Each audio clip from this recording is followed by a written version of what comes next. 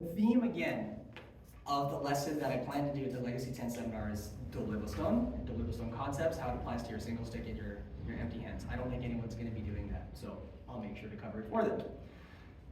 Again, an empty hand, if you give me an angle 2, this is the easy one, right? If you want to think about the double stick concept again, the good team, right? And you'll use your footwork either way depending on the kind of technique you want to do. I might be zoning this way, then I might just stop right here, right? I might just block this way, then start the technique, punches, boom, boom, bam, trap, strike, or I'll do the disarm, bam, and get it right here, then there it is, right? So that concept's going to stay true. And remember when we're doing the good teams with the sticks, strike one, it's the same, or one, strike one. It's, remember, right? Yeah. Same. Same, right? So that concept's going to be there when we cover this.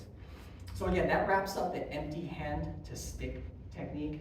If I go ahead and go, stop there, punches, boom, boom, bam, bam,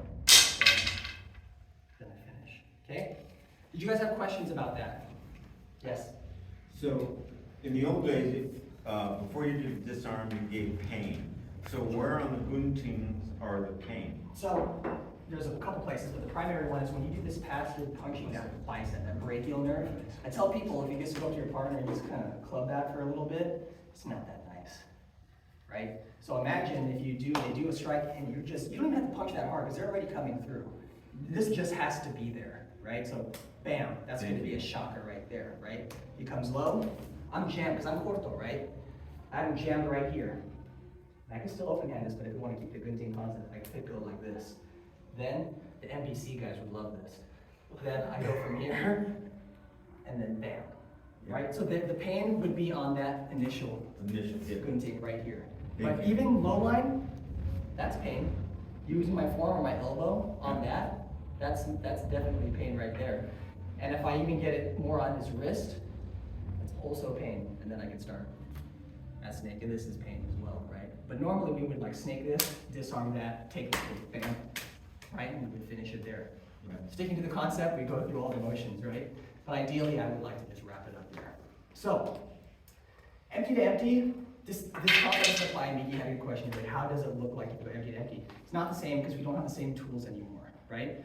Some of the concepts are the same. So if he throws a straight punch, I could go for a break and hold. He can punch, cross him up, lock him up, come through, take down. Thank you. I have that done, right? But that's the different, actually, it's a different technique. You can throw a straight punch, then I can just go straight for a hammer lock.